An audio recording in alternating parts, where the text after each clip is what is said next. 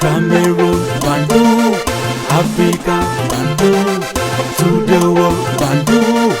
Salut les amis et bienvenue sur votre plateforme. Ici c'est votre ami, c'est le combattant africain, c'est le digne fils du continent africain, l'homme le plus noir de la terre. Ah oui, et je suis très fier de le dire, l'homme le plus noir de la terre c'est moi. Toutes les actualités sur cette plateforme c'est vérifiable. On fait du double checking et ne l'oubliez jamais que j'analyse l'actualité géopolitique à travers les yeux de l'Africaine que je suis et de l'Africaine que je suis qui est sur le continent africain, qui pense l'intérêt de l'Afrique et pas l'intérêt des autres. Les amis, Vladimir Poutine évoque un compromis avec l'Ukraine et les Occidentaux doutent. Mais je vais vous faire un rappel historique sur cette histoire de l'Ukraine. Et vous suggère donc d'écouter d'abord ces trois extraits. Premier extrait, c'est d'abord Vladimir Poutine qui parle. La politique, c'est l'art du compromis. Et nous avons toujours dit que nous étions prêts à négocier et à faire des compromis. C'est seulement que la partie adverse l'a toujours refusé. Nous sommes toujours prêts à le faire. De toute façon, une négociation se termine toujours par un compromis. Le président russe qui parle de compromis, il dit dans toute négociation, il y a des compromis. C'est pour cette raison, pour la gouverne, vous allez suivre la suite des amis et ça va vous faire rire. C'est pour cette raison que, je recommence ça, c'est pour cette raison que nous disons ici que il faut toujours regarder l'histoire pour comprendre certaines de ces choses. Quand les opérations spéciales russes commencent en Ukraine, il y a eu des négociations. Et la Russie était prête pour des compromis. L'Ukraine aussi. Mais la Russie avait demandé que l'Ukraine soit neutre, de façon permanente.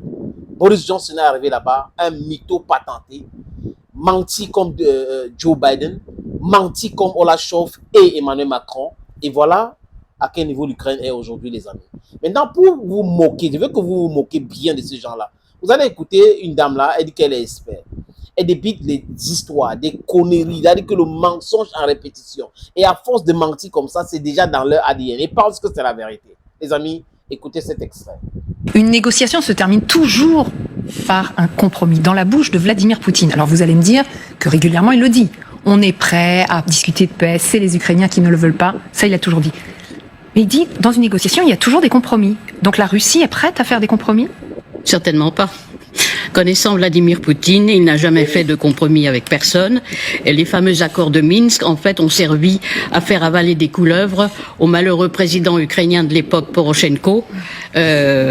Poutine a effectivement signé ces accords, mais il ne les a pas respectés. Comme vous le savez, il ne respecte aucun accord, aucun traité. Donc, je veux dire, tout ça, c'est du baratin, honnêtement. Mais moi, ce qui me... tel que je connais Poutine, sur lequel je travaille quand même depuis beaucoup plus longtemps que 25 ans, il n'a jamais rien négocié de sa vie. En général, il impose sa volonté au mépris du droit. Quand vous écoutez ça, vous pensez que c'est une dame qui est normalement constituée? Vous pensez qu'elle est stable mentalement?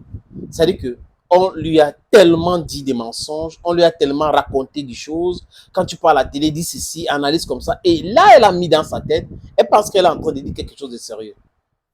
Elle est en train de... Elle dit qu'elle se trompe. Elle trompe certains esprits faibles. Et vous allez voir, certaines personnes vont prendre ça pour argent comptable. C'est du pur mensonge. C'est du n'importe quoi, les amis. Je vous suggère d'écouter la suite. Ouais. Jamais il n'a cédé quoi que ce soit. Et là, il va arriver, si un jour il y a des négociations, ce qui reste à prouver, parce qu'il dit ça, mais en réalité, il le pense pas. Il a envie, en contraire, d'avaler un maximum de territoire ukrainien avant que ces fameuses négociations commencent. Donc, pour l'instant, il est hors de question, puisque lui, il se voit en vainqueur, il est hors de question de négocier quoi que ce soit. Parce que, imaginons les négociations aujourd'hui, il y a quand même Koursk. Les Ukrainiens détiennent encore une poche dans la région de Koursk. Est-ce que pour récupérer ce territoire, ils seraient capables de donner quelque chose en échange ? On ne sait pas pour combien de temps, parce que les combats sont terribles. Ils vont essayer de tenir jusqu'au 20 janvier, mais c'est pas prouvé qu'ils vont y arriver, parce que là, ils mettent le paquet, les Russes, là, cette fois. Et si vous voulez, par rapport à Juste une petite chose par rapport au fameux missile Aryashnik. Je me souviens qu'il tenait le même discours, je parle sous votre contrôle, à propos des Kinjal. Personne ne pouvait les arrêter. Et puis tout d'un coup, ils ont disparu, vous vous rappelez? Un ment. Il n'y a pas un autre mot, les amis. Là, je ne peux pas me retenir. Un ment comme un respire. C'est-à-dire qu'un ment. Un ment. She's lying. Elle ne fait que mentir. Et sur le plateau, les autres ne sont pas d'accord avec elle. Hein. Mais chacun est en train de regarder. Elle raconte même quoi, non? Depuis qu'elle est en train de parler, elle raconte quoi? Elle parle vraiment de quoi? Les amis, la suite et la fin. Alors, je veux dire, il faut se méfier de ces fausses annonces. Tel que je connais l'individu, il est capable de dire n'importe quoi. Pour provoquer, pour faire peur, enfin il a diverses raisons, mais ce qui est clair c'est que des compromis il n'en fera jamais. Il n'en fera jamais, Magali. Ceux qui vont en faire ce sont probablement les Ukrainiens, malheureusement. Toujours les mêmes. Oui. Je crois qu'il souffle quand même beaucoup le chaud et le froid, c'est-à-dire que il dit à la fois qu'il se sent surpuissant avec notamment ces derniers missiles. En même temps, il dit je suis prêt à parler et à rencontrer Donald Trump à n'importe quel moment et je suis sûr que nous aurons plein de choses à nous dire. Voilà ce qu'il il a dit sur ce ton toujours assez détendu, qui est quand même assez frappant lors de cette émission de télévision. Mais des compromis. En fait, aujourd'hui, on voit bien qu'il essaye de pousser en effet son avantage. Après, une fois que tout le monde sera autour de la table, sur les garanties de sécurité, qu'est-ce que sera prêt ou non à accepter la Russie? Ce sera aussi au cœur de la négociation. Évidemment. Les mêmes gens qui avaient dit que l'économie russe allait s'effondrer, les mêmes gens qui avaient raconté des boubas au niveau du système Switch, on va déconnecter la Russie, l'économie russe est bon pour la Russie. Les mêmes gens qui ont torpillé le plan de paix de Minsk, c'est François Hollande, piégé par les humoristes russes, qui a dit que le but, ce n'était pas de faire respecter ces plans de paix de Minsk. Angela Merkel aussi avait été trompée. Elle a dit dans cette conversation, en pensant que c'était les diplomates, que oui, le but, c'était d'armer l'Ukraine et de ne pas respecter l'accord de Minsk. Donc, qui était prêt à faire des compromis? Donc, vous êtes prompt à venir implanter les missiles, les armes, faire un coup d'État en 2014 et demander aux autres d'applaudir. Votre travail, c'est d'imposer votre vision partout dans le monde par la force brute, par la criminalité, par le terreau, et vous voulez que tout le monde accepte. Non, vous pouvez faire ça avec tout le monde. À un moment donné, les gens peuvent accepter et il faut savoir avoir des limites.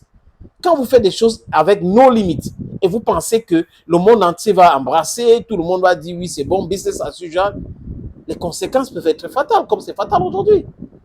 Zelensky dit que sans l'aide américaine, c'est bon pour lui. Poutine parle de compromis. Mais c'est clair ce que Poutine dit.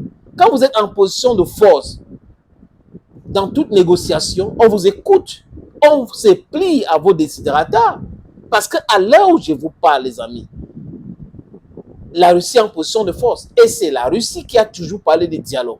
Ceux qui sont allés dans leur Assemblée nationale faire voter une loi pour condamner toute forme de négociation avec la Russie, ce n'est pas les Russes. C'est Volodymyr Zelensky avec le concours des Britanniques, des Français, des Allemands et des Américains.